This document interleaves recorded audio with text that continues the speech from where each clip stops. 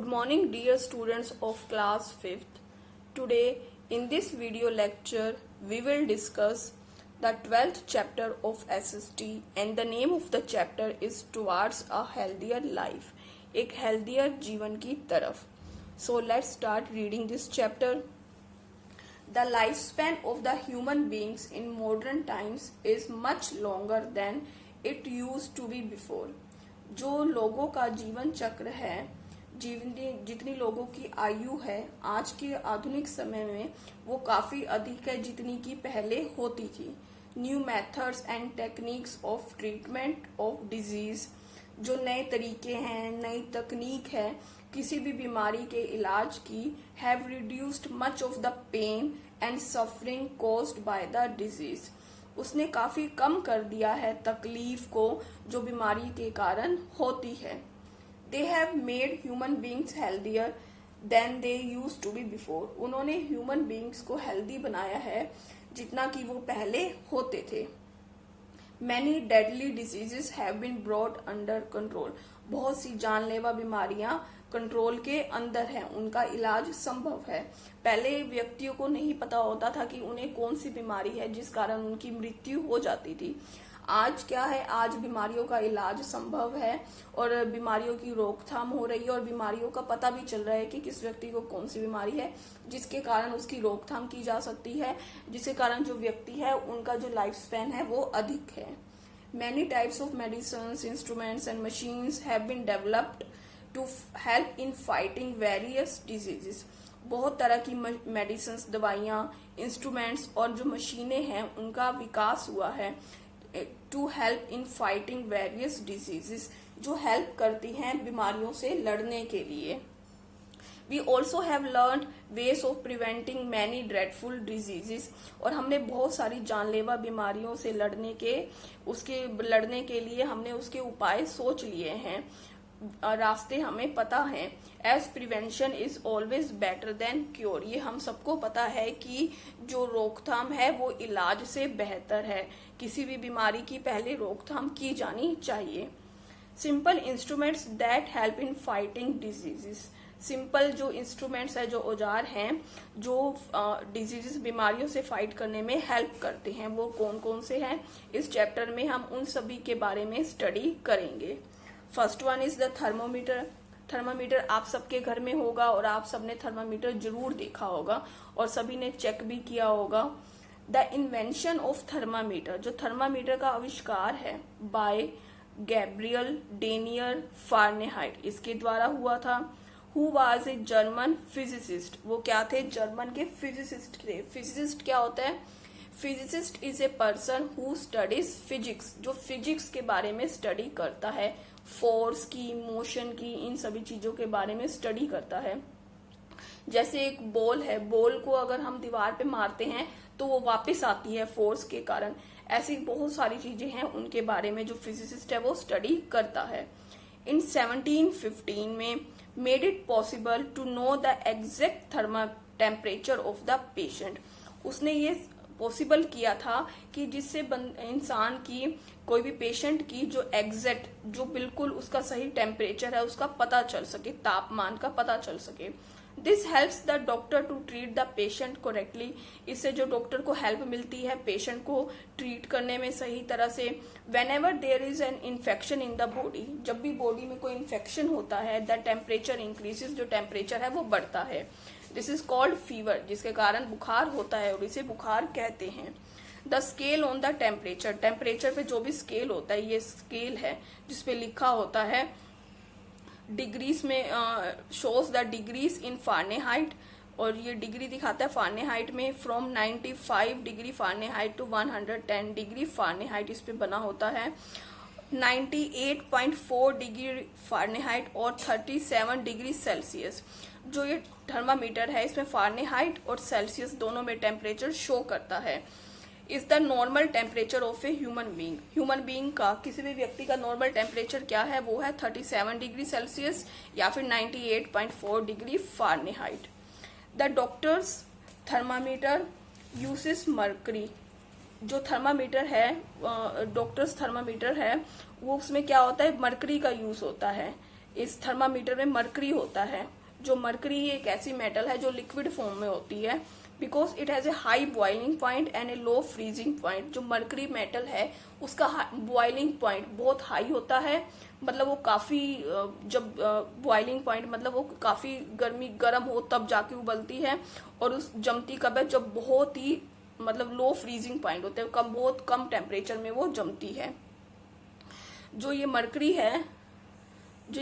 है ये गर्म होने पर एक्सपेंड होती है, फैलती है।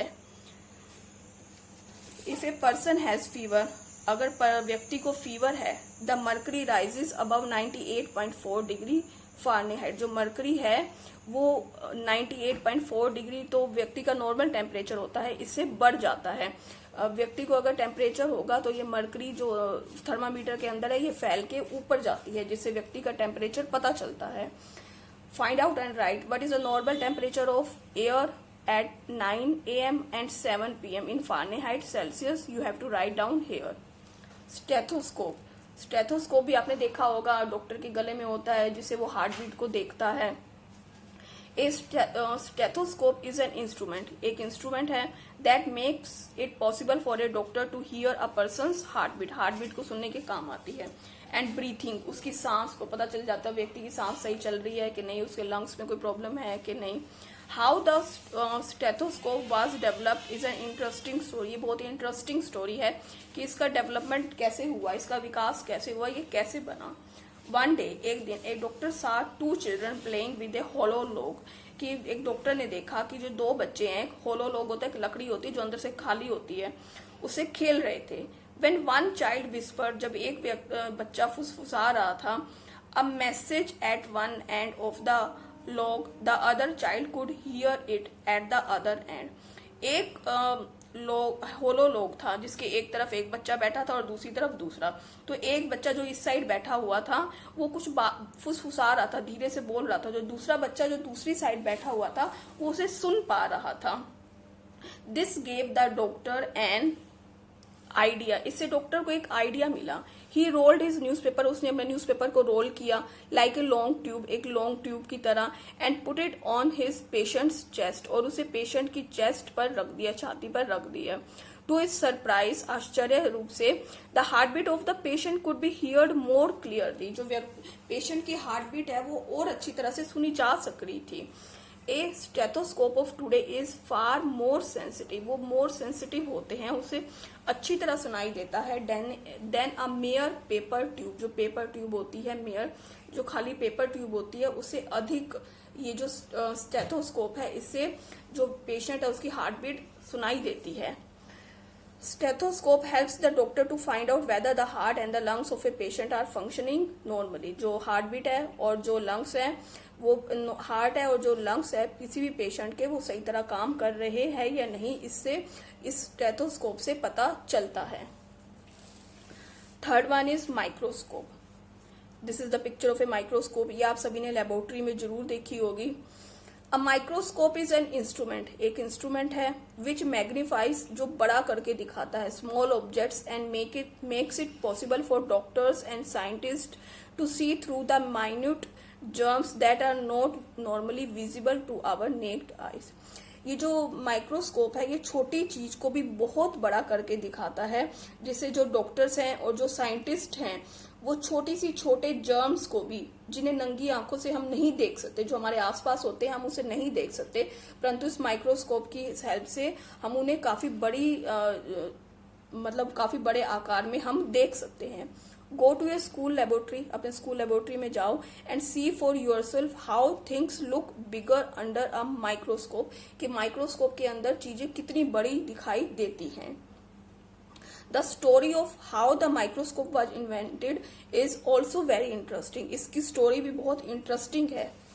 In a small shop of spectacles in Holland, एक छोटी सी शॉप में स्पेक्टेकल्स मतलब जहां चश्मे बनाए जाते हैं हॉलैंड में, the owner of the shop, जो शॉप का ओनर है, happen to keep just by chance, ये उससे मतलब गलती से ही हो गया, बाय चांस ही हो गया, 2 डिफरेंट लेंसेज, 2 डिफरेंट जो लेंसेज थे, वन बिहाइंड द अदर, एक दूसरे के पीछे।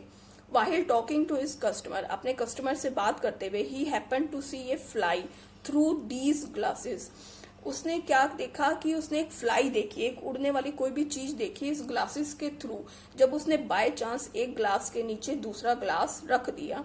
एंड टू हिज सरप्राइज, और आश्चर्यचकित रूप से, it looked as big as a lamp, ये इतना बड़ा दिखाई दे रहा था जितना एक मेमना है, जो छोटा सा fly.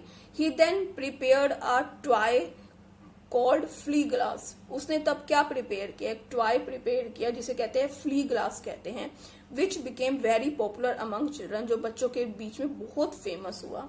Galileo, a famous Italian scientist of that time, Galileo है, ये फेमस इटालियन साइंटिस्ट था उस समय का, remarked that it was a big invention, उसने कहा कि ये बहुत बड़ा आविष्कार है।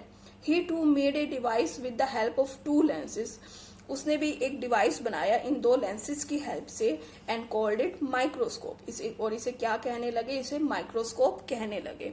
He could see not only A fly magnified, इससे जो फ्लाई है उसको बड़ा करके ही नहीं देख सकते थे, but could also observe that fly had hair and nails, की उसके नेल्स भी हैं और उसके हेयर भी हैं, ये भी देख सकते थे। Another scientist looked at A drop of water through the microscope, एक और साइंटिस्ट थे जिन्होंने देखा एक पानी की बूंद माइक्रोस्कोप से, and was surprised to see 100 of germs in it, और उसने देखा कि इसके अंदर 100 ऑफ जर्म्स हैं। सिंस देन, तब से ही more powerful microscopes have been developed, बहुत पावरफुल माइक्रोस्कोप्स बने हैं। Now the microscope is used to examine urine, अब जो माइक्रोस्कोप है उसका यूज किस लिए होता है, यूरिन को, बाथरूम हो उसको एग्जामिन करने के लिए कि उसमें कोई इन्फेक्शन है कि नहीं, ब्लड को, स्टूल मीन्स पोटी, और स्प्यूटम मीन्स थूक, etcetera, to detect the presence of various kinds of germs and bacteria. New machines, नई मशीनें, मैनी साइंटिस्ट, बहुत सारे scientist, doctors, engineers are working hard to find out the exact cause of various diseases, जो उसका असली कारण है किसी भी बीमारी का, by developing new and better machines, नई और बेटर मशीन्स बनाकर कर रहे हैं। और ये न्यू मशीन्स कौन कौन सी हैं, इसके बारे में हम स्टडी करेंगे। The first one is X-ray machine. X-ray machine आप सबने देखी होगी।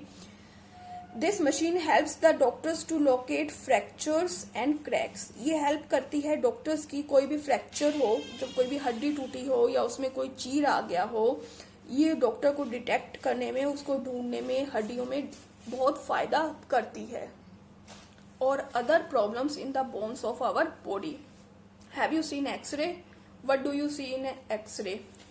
ये एक्सरे मशीन है, ऐसे और ऐसे उसमें दिखता है, इसमें हड्डी में, बोन में कोई भी क्रैक हो, फ्रैक्चर हो तो साफ पता चल जाता है।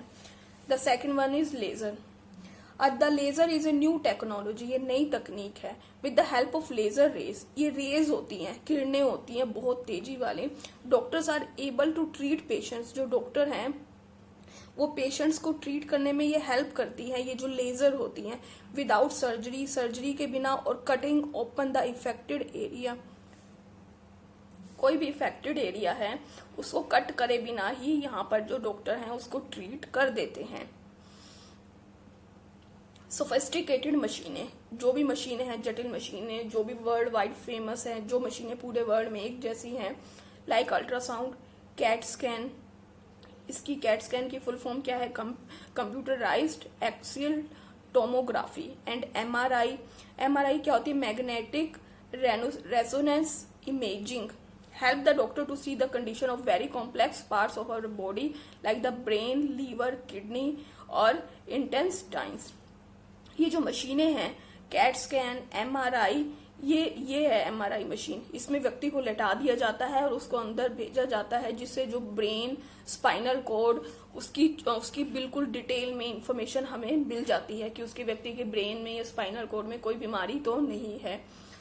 और इसके व्यक्ति के जो बड़े कॉम्प्लेक्स पार्ट्स होते हैं हमारे बॉडी के, लाइक द ब्रेन सबसे कॉम्प्लेक्स पार्ट है हमारी बॉडी का, लीवर, किडनी और इंटेस्टाइन्स आदि की जो भी बीमारियां होती हैं वो इसमें डिटेक्ट हो जाती हैं। And to exactly pin point, बिल्कुल पता चल जाता है कि बीमारी कहाँ पर है, किस जगह है, बिल्कुल उसकी एग्जैक्ट पोजीशन का पता चल जाता है। The diseases to provide help in surgery, और इससे सर्जरी में हेल्प मिलती है।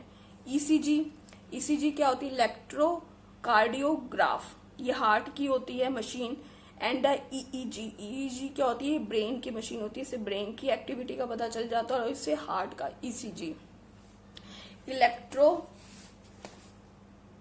एनसेफेलोग्राम, these machines help the doctor to see and monitor, देखने में और मोनिटर बिल्कुल जानकारी लेने में डिटेल में the conditions of the heart and the brain respectively, heart और ब्रेन दोनों की कंडीशंस को देखने में ये मशीनें हेल्प करती हैं। डिस्कवरी ऑफ मेडिसिन्स, मेडिसिन्स मतलब दवाइयों का आविष्कार। इन अर्लियर टाइम्स, पहले के समय में, people did not know the cause of various diseases, लोग जो थे बीमारियों के कारण को नहीं जानते थे। Since they were superstitious, superstitious means वो अंधविश्वासी थे, इस कारण दे यूज टू थिंक, वो सोचते थे that the diseases were caused due to the anger of gods और नेचर, वो सोचते थे कि जो बीमारियों का कारण है वो क्या है, भगवान का गुस्सा या फिर प्रकृति का गुस्सा है। But as our knowledge about our body and its functions developed, और जैसे ही हमारा जो ज्ञान है अपने शरीर के बारे में और उसके कार्यों के बारे में विकसित हुआ, सुपरस्टिशंस एंड ब्लाइंड फेथ, अंधविश्वास, और ब्लाइंड फेथ भी अंधविश्वास ही होता है, किसी चीज पर आंखें बंद करके विश्वास करना, गेव वे टू मेडिसिन्स, इसने मेडिसिन्स को रास्ता दिया, दवाइयों को रास्ता दिया। मैनी इफेक्टिव मेडिसिन्स, बहुत सारी इफेक्टिव काम करने वाली लाभदायक मेडिसिन्स हैव बीन डिस्कवर्ड, उनका आविष्कार हुआ। लाइक मेडिसिन्स कौन सी हैं, कुनीन, कुनीन मेडिसिन्स है, किसके द्वारा डिस्कवर हुई थी, किसके द्वारा इसकी खोज हुई थी, जेस्यूट मिशनरीज ऑफ पेरू, इसके द्वारा इन्होंने इसकी खोज की थी। और what they are used for, ये किस लिए यूज होती है, मलेरिया, मलेरिया के लिए कौन सी दवाई का यूज करते हैं, कुनीन। पेनिसिलिन, अलेक्जेंडर फ्लेमिंग, इसने ये डिस्कवर किया था। चेक इन्फेक्शंस, इन्फेक्शंस को चेक करने के लिए पेनिसिलिन दवाई का यूज होता है। क्लोरोफॉर्म, डॉक्टर जेम्स सिम्पसन ने इसकी डिस्कवरी की थी। इसके द्वारा क्या होता है, मेक्स पीपल अनकॉन्शियस, लोगों को बेहोश कर देता है। रिलीव्स पेन ड्यूरिंग ऑपरेशन, इससे ऑपरेशन करते समय लोगों को आराम मिलता है। जब भी व्यक्ति को ऑपरेशन करना होता है व्यक्ति का, तो उन्हें क्लोरोफॉर्म जो मेडिसिन है वो दी जाती है ताकि वो अनकॉन्शियस हो जाए और ऑपरेशन करते समय उन्हें कोई भी पेन का सामना ना करना पड़े। Name any medicine that you take when you have fever, उस मेडिसिन का यहाँ पर नाम लिखना है। जब वो फीवर होता है तो आप वो मेडिसिन लेते हैं, you have to write down the name of the medicine here. And medicine that you take when you have pain, और जब आपको पेन होता है तब आप कौन सी मेडिसिन लेते हो। New development in surgery, surgery में न्यू डेवलपमेंट, जो नया विकास है वो कैसे हुआ। In India surgery was practised even in the 3rd century, India में जो सर्जरी है, जो भी ऑपरेशन किए जाते हैं वो 3rd सेंचुरी से ही किए जाते हैं। 2 ग्रेट डॉक्टर्स, 2 महान डॉक्टर्स कौन से थे, सुश्रुता एंड चरका, ये 2 ग्रेट डॉक्टर्स थे। इवन रोट बुक्स, इन्होंने इसके बारे में बुक्स भी लिखी हैं, डिस्क्राइबिंग वेरियस ऑपरेशंस, और बहुत सारे ऑपरेशंस को इन्होंने डिस्क्राइब किया है, उसके बारे में बुक्स लिखी हैं। Today damage parts of the body, हमारी बॉडी के जो भी डैमेज पार्ट्स होते हैं जो खराब हो जाते हैं, लाइक किडनी और even heart, can be removed by operation and replaced by a healthy one, ये ऑपरेशन के द्वारा हटा दिए जाते हैं और हेल्दी हार्ट या हेल्दी किडनी व्यक्ति को लगा दी जाती है। This is called heart transplant surgery, और इसे क्या कहते हैं, हार्ट ट्रांसप्लांट सर्जरी। जब जो डैमेज हार्ट होता है उसकी जगह हेल्दी हार्ट को लगा दिया जाता है, उस सर्जरी को क्या कहते हैं, heart transplant surgery. Delicate operations of the brain, हमारे ब्रेन के, दिमाग के बहुत ही जो नाजुक ऑपरेशन होते हैं, are also being carried out these days, वो भी आजकल किए जाते हैं। टेक्नोलॉजीज एंड मॉडर्न मशीन्स, जो नई तकनीक है और नई जो मशीनें हैं, have made our life safer, उसने जो हमारी जीवन है उसको सेफ कर दिया है। Did you know sterilization means boiling the surgical instruments, sterilization क्या होता है, इसका मतलब होता है जो इंस्ट्रूमेंट्स यूज करते हैं, जो भी औजार यूज करते हैं ऑपरेशन के दौरान, उसको क्लीन करना।